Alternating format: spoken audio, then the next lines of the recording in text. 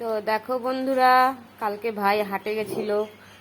হাটে থেকে ঢেঁড়স, পটল, করলা, তারপরে বটবডি আর কি নিয়ে আসছে মা?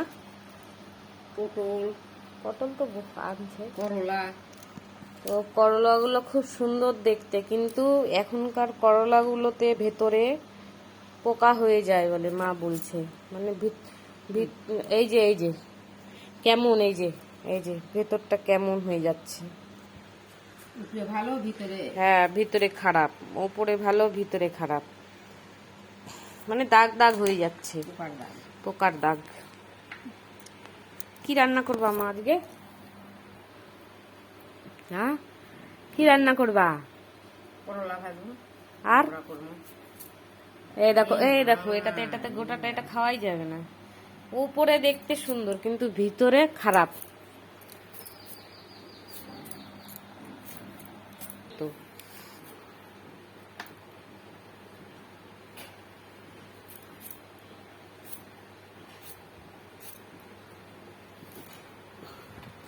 শশাগুলা কই?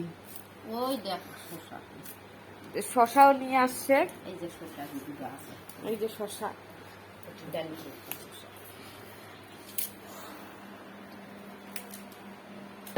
দেখ তো করলা, করলা নিলাম। সব করলাগুলা ভালো না, একটাও ভালো না। এই যে শশা নিয়ে আসছে 1 কিলো।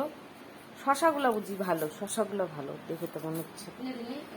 তাহলে এগুলা দিবা, এই জন্য বললাম ভাইকে, বলা হলো যে দেখে দেখে সুন্দর দেখে নিয়ে আসবি।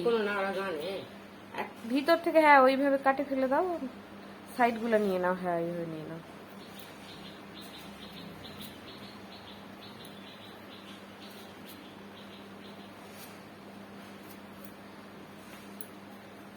এখন বৃষ্টির জন্য হয়ে গেছে না আমার পোকা?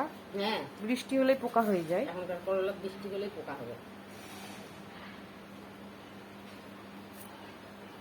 এটা কি করা যাবে এখন? নিয়ে আসছে।